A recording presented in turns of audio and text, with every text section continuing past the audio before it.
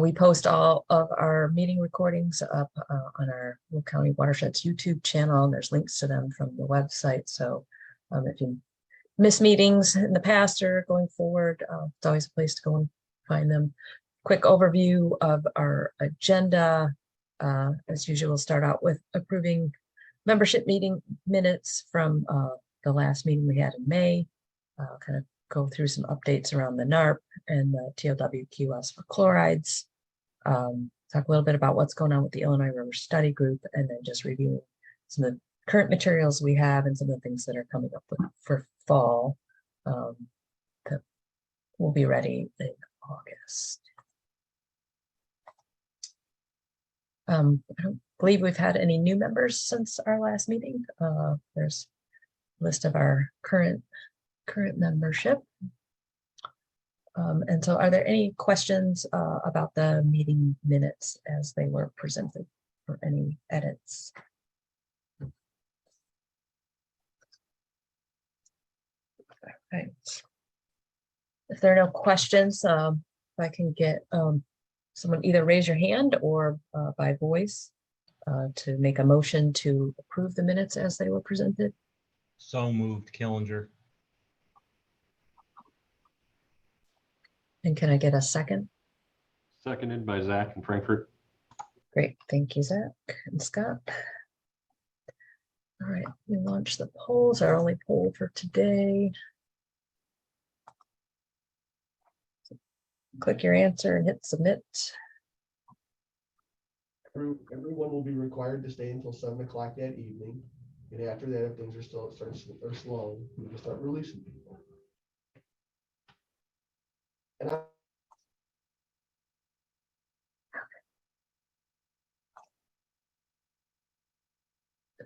Okay, thank you, everybody.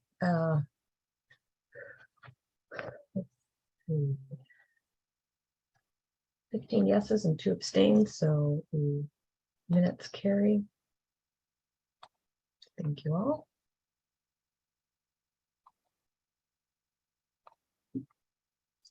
All right, so just to kind of jump into where things are at as we're working on the NARP.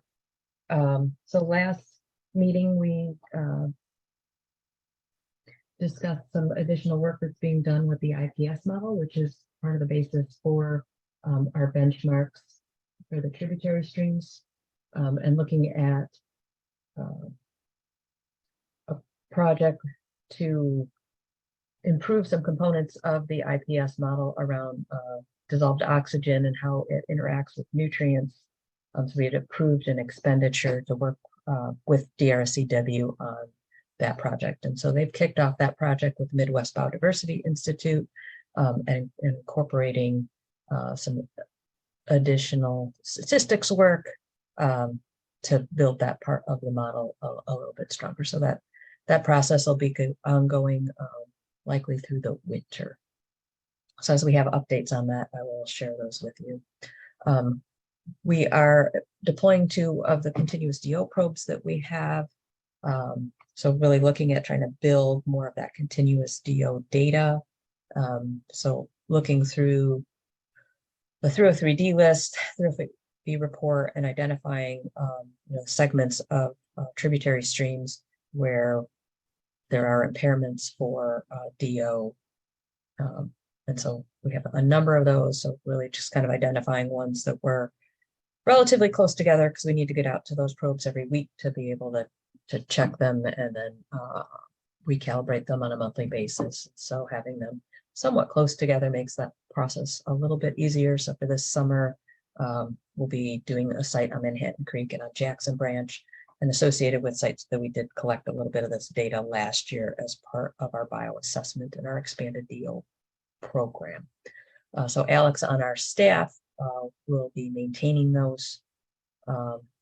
So let's just, again, feed into the bigger picture around the NARP and our DO issues, since the NARP is really kind of looking at those segments that are, DO impairments that are related to some sort of a nutrient impact. So that will be ongoing. And then we had talked about this earlier about some of the work that we're working on this summer as well, is really kind of compiling all of the background data for the NARP. So pulling, summarizing the watershed, summarizing all of the data collection efforts, putting together maps. And so that's something I'm working on also with Alex. So the hope is to get kind of a lot of that background stuff done this summer and into the fall. So that'll kind of be the front end of the NARP, all of that background kind of watershed information. And if anybody has questions about things, please do just unmute yourself and ask questions. Definitely sort of informal here. So we've been looking at the NARP as sort of two pieces. One focused on the tributary streams where we can use the IPS model because that's really calibrated for wadeable streams. And it included data from across all of northeastern Illinois. So the benchmarks that were developed through that model are applicable to all of our tributary streams. But as we look at the main stem, well, the IPS model is not calibrated for use on large waterways. There's not a whole lot of data out there across the board on the large rivers in Illinois, other than what IEPA collects. And really looking at, there's really only a few of the large rivers really in the northern part of the state that are similar in nature to the Des Plaines River system. Because as we get into the southern part or central and southern part of the state, it's a much more of sort of sand bottom or mud bottom stream systems, which just interact particularly with nutrients in a different way. So there's some challenges, that we're facing with the Des Plaines River sort of main stem. So thing we've been discussing is identifying, is there a model that can help us on the main stem that's existing out there, and determining what that model is, kind of what the best fit is for our project at hand, and identifying the data gaps that we have. So we're working on an RFP right now that I hope to have out and posted by the middle of August to really kind of put together all of these tasks. So looking for a consultant that can help us. So kind of going through the pros and cons of available water quality models out there and determine what the best fit is. Part of that process too will be, what exactly are the questions that we are looking to answer, utilizing a model and how that fits into the whole NARP process. Looking at the available data that we have, both through data that the Lower Des Plaines Watershed Group has collected, as well as data that NWRD has and data that USGS has, and then look at where those data gaps are and what we would need to do so that we can calibrate and run whatever model is chosen. And so, and some of the considerations too, along this whole process has been from the time that the NARP language, was going into permits. There has been an implementation schedule for several plants to, go down to 0.5 milligrams per liter for phosphorus.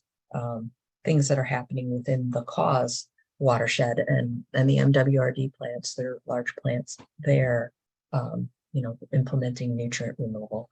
And or phosphorus removal, what are the impacts of those improvements on the main stem, and how do we, kind of take that all into consideration, which is, one of the reasons too why we're, kind of looking to develop the study plan, and then this study plan will go into, the recommendations and tasks as the NARP to be done in that next 5-year chunk. Because understanding what those reductions that are currently being made or being planned for in the next couple of years, and understanding how that may impact, what's going on nutrient-wise within the Des Plaines River. We need to understand those things before we start making recommendations on targets for permits.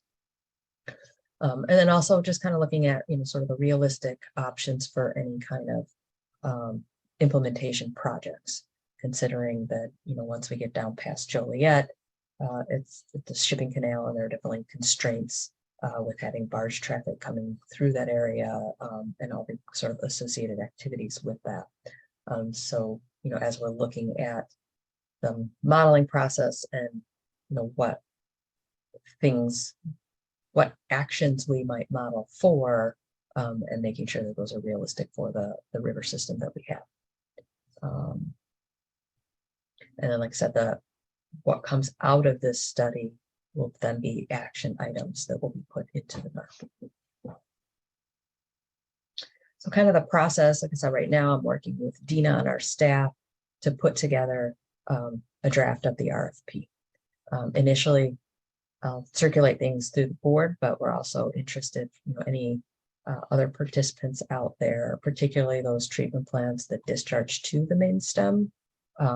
It'd be great to have your participation on not only reviewing the RFP, but kind of being a part of our, essentially really a project committee in the end. So reviewing the RFP, being a part of the process to review the proposals and interview consultants, and then, be a part of that sort of project team going forward. So anybody who's interested in that, please let me know. Everybody, it's open to everybody.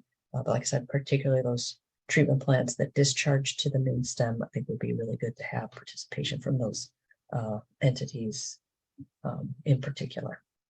Once we've gotten that RFP reviewed, and everybody's comfortable with the language in it, we'll post it to our website. We'll distribute it through our normal mailing list. DRCW has a list of consultants that they usually send stuff out to. And then obviously, members are definitely encouraged to send the RFP out, through any of your networks or consultants that you work with that do this type of work. Timeline right now, what I'm really shooting for is to have, like I said, to have this RFP out, whether it's the 12th, which is a Friday, or very early that following week, but that 12th is my kind of target, so that we can get proposals due by the beginning of September, be able to have some time to review and shortlist, and then, whether we likely will just do Zoom interviews with consultants, so that we can identify a consultant, and then have at least we'll have a good target on cost, and be able to bring that to our next membership meeting on September 22nd to ask for approval for staff to be able to negotiate a contract, and then kind of getting that contract negotiation and award by mid to late October. So tight, a little bit of a tight deadline, but I think it's very doable. That I have a draft of the RFP, probably about 3/4 of the way complete at this point. I need some input from Dina on a couple of things before I send it out. Like I said, at least initially to the board, and then if there's any other entities that would like to participate in that review process, if you can drop it in the chat or send me an email, and we can keep moving forward on that. Does anybody have any questions at this point?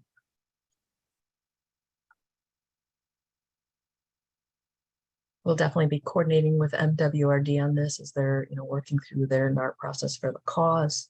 I think at the last meeting, I mentioned that, we had held a meeting with staff from MWRD to kind of discuss the process that they're going through, so we kind of understand what their tasks are and where things are coming out for their NARP. So all of that, definitely coordinating with the information that they have, both through that process as well as the data that they collect through their ambient program, and how that can be used as part of this process.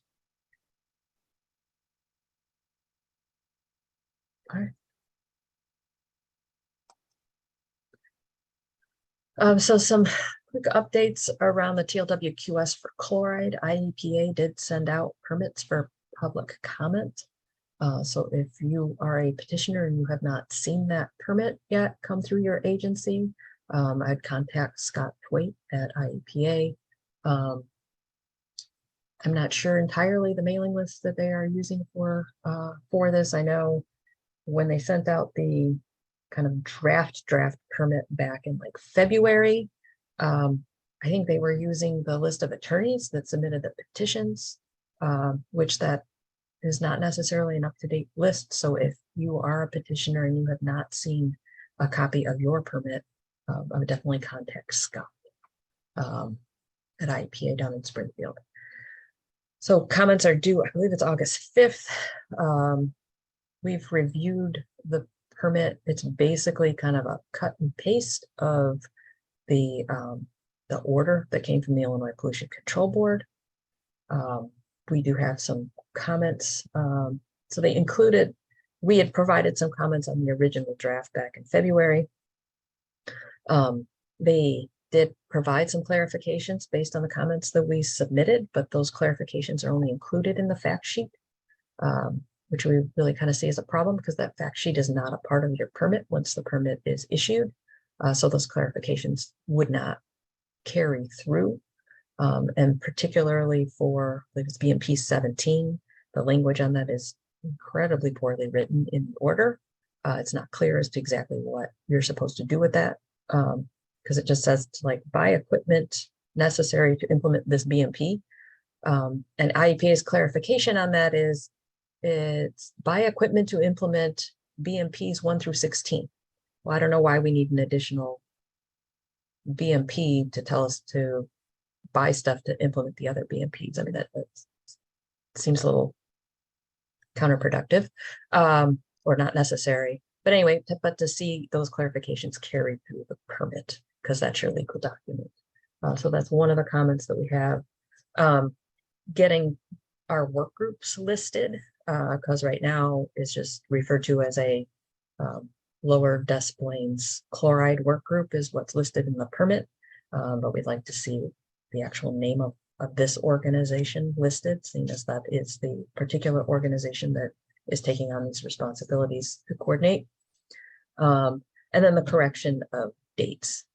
So again, they state dates in the clarification in the fact sheet and stating that, you know, the year 1 started on May 12th, 2022, because that's the date that US EPA, no, I should have that. It's approval from US EPA that happened on May 12th, not IEPA, but that started the clock ticking. Technically, year 2 starts May 12th, 2023. And those deadlines for year 2, you know, should be based on that. And all of the dates that IEPA put into the permit, basically when it said year 2, they just added 2 years onto 2022. But when you actually look at that on the accountant, that really doesn't work. And so like when we would have the summary report that the Watershed group has to do in year 3, kind of summarizing all of the previous annual reports. If we based it on the dates that are in there now, there would only be one annual report that summary would be based on. So it's not much of a summary. So we're asking for a clarification of that. And then just the overall correction of numbering. So, you know, the permit, once you get into the permit itself past the fact sheet, it starts with number 4. And there's like 2 number 8s and several number, you know, 2 8s, 10 9s and 10s. So just, you know, they cut and pasted things, but didn't quite follow through with the formatting of things. So just asking for those corrections. If any other members have other comments that they are planning on making, if you wouldn't mind sending a copy of those to me as well, so we can just kind of keep track of that stuff. But at this point, I think this is the basic overview of the comments that we're planning on submitting next week.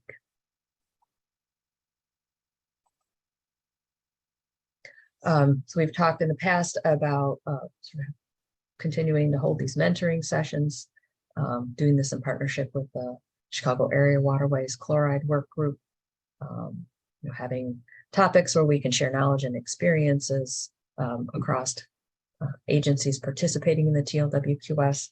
And this really is an important way for you to participate, because one of the things that is called out in that permit is the potential of identifying ways that larger agencies can support smaller agencies or those agencies that don't have as many resources. So one of the ways is sharing information and experience and kind of that knowledge versus you having to contribute funds going into supporting those smaller agencies. So we're really trying to build a network where we can be utilizing knowledge and experience to help support those other agencies versus going down the road of collecting and redistributing funds. So it is important for those agencies that are part of the TLWQS to participate in these mentoring sessions. Hannah sent around a doodle poll yesterday to all of the chloride contacts. One of the sessions that was coming up was to discuss the PMP template and provide any assistance that agencies might need in filling that template out.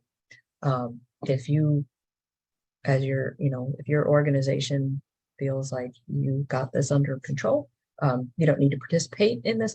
This is not one of those that's really out there as far as being required.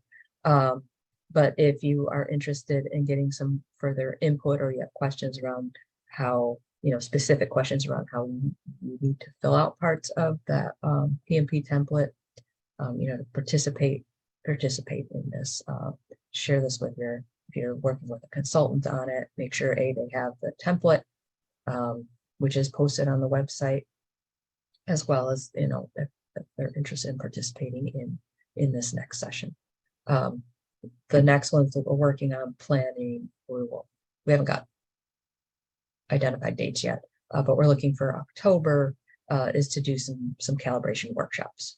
And so one of the things that we'll be reaching out to folks about is, identifying the types of equipment that you calibrate, that you're calibrating, and then trying to set up sessions for the different types of equipment that are commonly used by our communities, and identifying places, communities to host these workshops. But then when we put out sort of the advertising for it, we would list out the types of equipment that we go through calibration on, so that people can choose which equipment is most similar to the equipment that they have. So we'll be working on those for October. And be reaching out to all of our municipalities on that. I think that's what I had for that. One of the other things that Hannah and I think will be working on this fall is looking at, getting input from everybody. But one of the requirements is to do annual training for your staff. And so really looking at what does it mean to meet that requirement, and what are kind of a checklist of different things, because there's a lot of things internally that you are likely already doing that can help check off those boxes.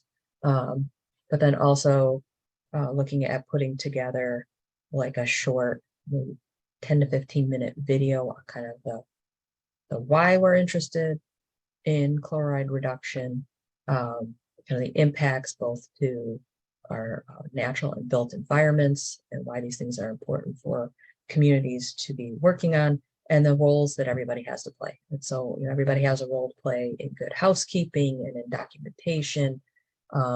And so to put together a short video that could be used as part of your own in-house training, particularly for agencies. I know this is something that Hannah is going to be taking the lead on, because for some of the agencies within the cause group, like City of Chicago, they hire over 200 temporary plow drivers. That's all they're there for, is plow driving. So they don't have like office time to be participating in training. So finding some easy ways for them to meet some of these requirements. But I think as she develops that for cause, it's definitely something that would be very useful for really any of our agencies. And so we're looking at some different ways to do that through a video. I should have registration information out likely early next week. I think things are just about all set up. We work with well, all the watershed groups shown on there, as well as the folks up at Lake County, we all kind of have our own tasks as far as getting registration stuff set up and information out. So we should have registration material for the virtual de-icing workshops that we've held over the last couple of years. So again, like last year, it was a single fee that you paid per date that you want to send staff, but then once you get the link for that, you can share it with as many of your staff as you would like. You can set it up, whether you set up, space where you guys can all get together and do it, or if people are doing it from different locations, that's fine as well.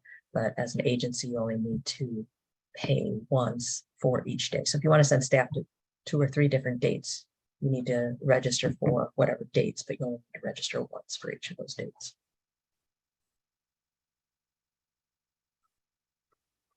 A little update on where things are with the Illinois River Watershed Study Group. So this is a group that's really kind of being put together kind of around the idea of what do we do from that NARP perspective for the greater Illinois River. And so they had a kickoff meeting, which I think we talked about at our last meeting in May. But Stephen and I attended the Starved Rock meeting last week.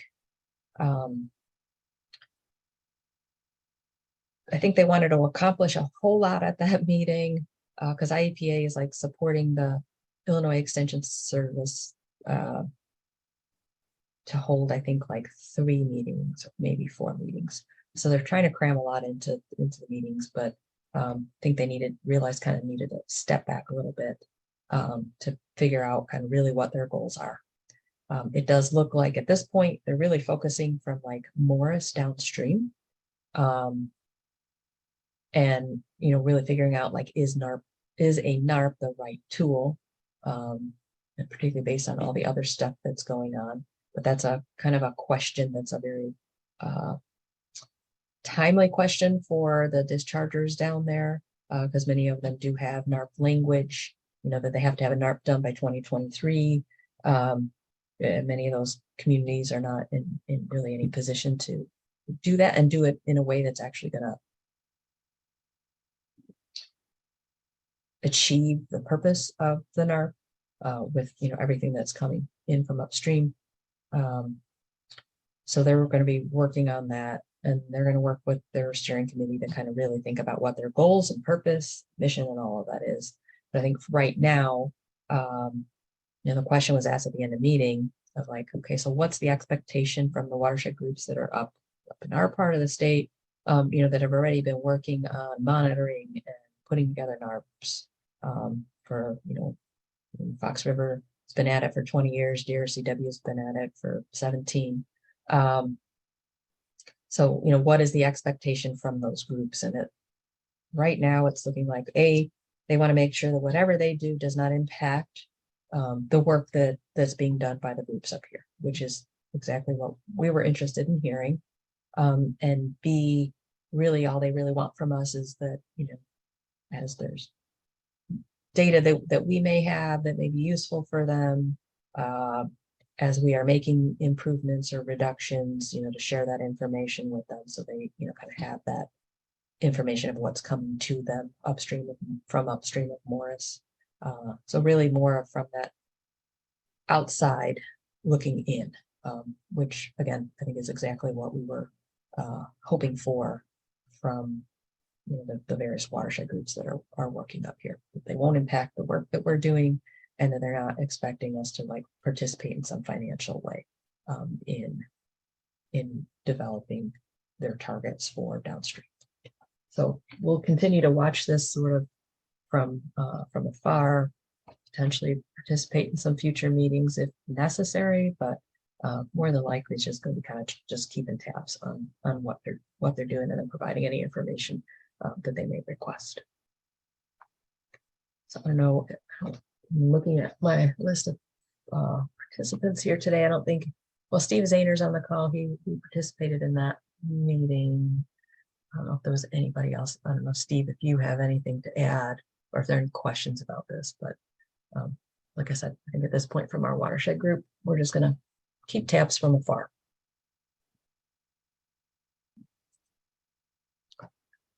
Right, so last part of the meeting. Sorry, Oh, I yeah. couldn't unmute myself. I think that's a great idea. Just kind of keeping tabs from afar. I don't know where that group is really going to go with any kind of time frame.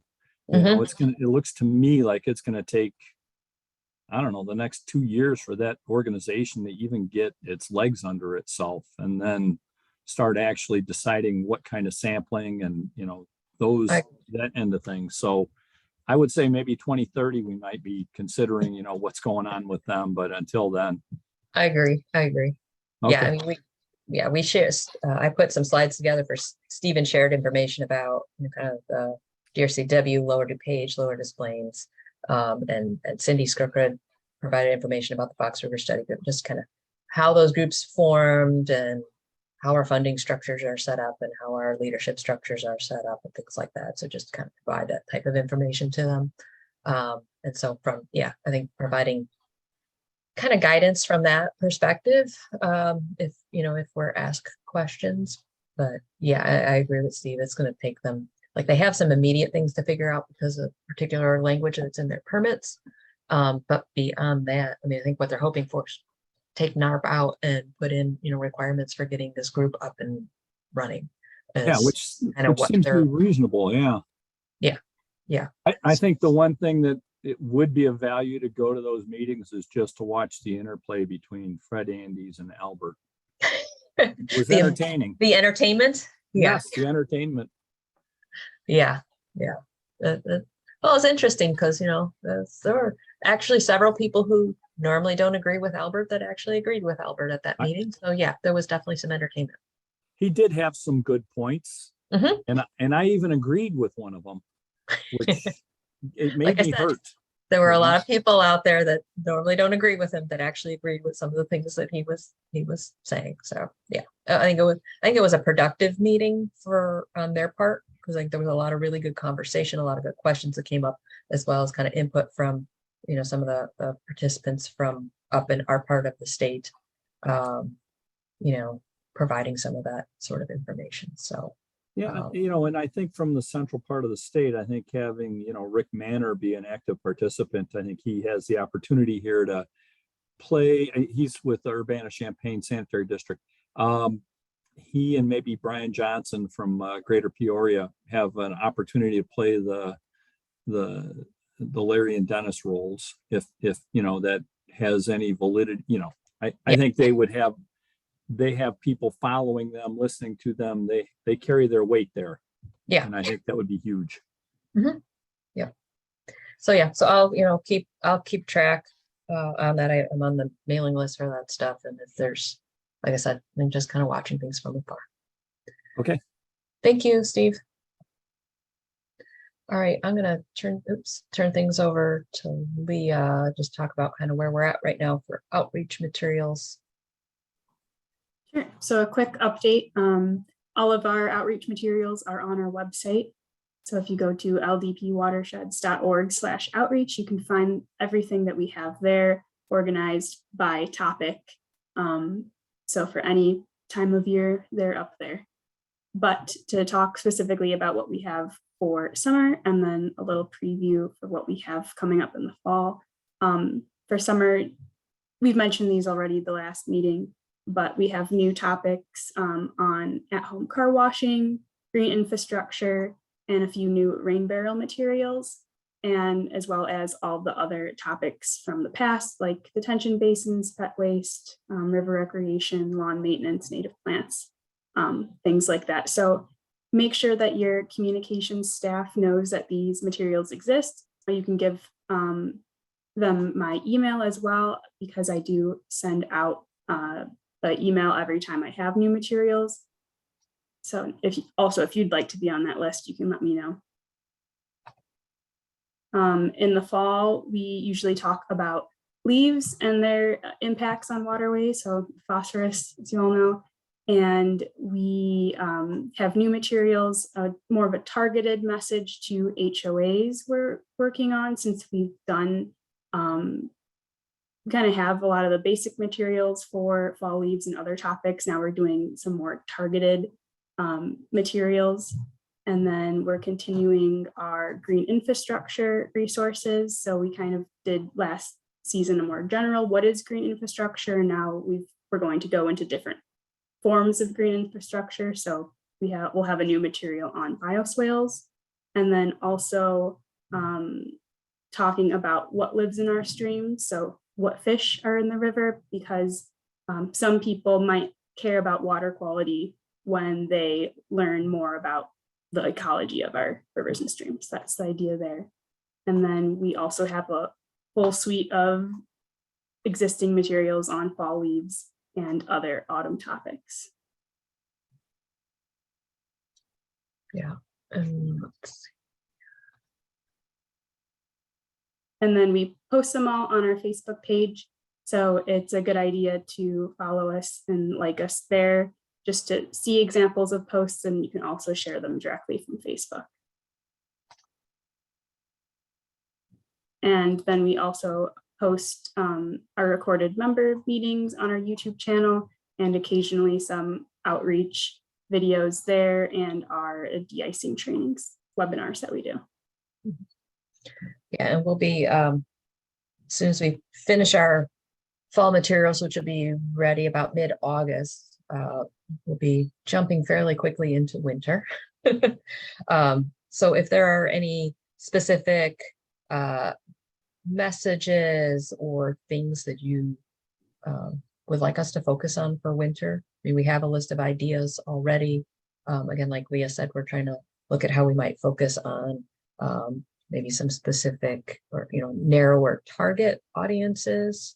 So if anybody has any ideas for that, or you have particular parts of your community that you are having challenges reaching, or have ideas about how you might want to reach, or any of the older materials that we have that you have ideas for maybe tweaking, or if you have any things that you have created as through your communities, videos or things like that, we'd love to see those as well and get them posted up through SaltSmart so we can share those as a resource.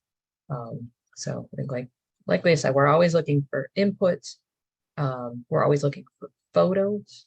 So as you are this fall, it would be really great to actually get some photos, as well as even some short video clips of your leaf collection system. So if you're whether you have bagged collection, having some good photos of properly put bags of leaves out down streets in your community, or if your community collects leaves, to have photos or video of the equipment that's used in that process, or street sweeping, any of those components.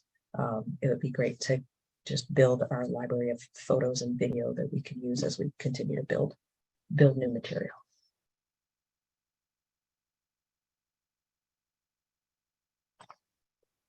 All right. That's kind of all I have for the meeting. Our next meeting is going to be September 22nd. If there's any other comments or questions or things that people would like to bring up, please feel free to just unmute yourself. So one of the things I would definitely like some feedback on, as far as anybody interested in participating in that RFP, and then the modeling project committee. Please let me know whether it's you, or go back and find the right person in your organization, particularly anybody who has experience with models. It would be really helpful to bring some of that experience to the table as we're going through that process.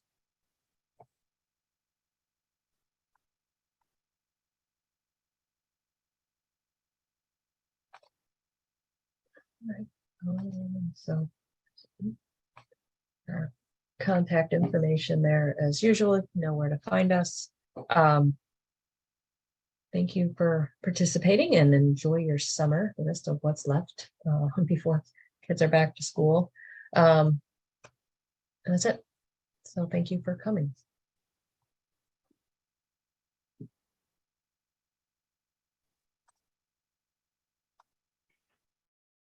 Thanks, Jennifer.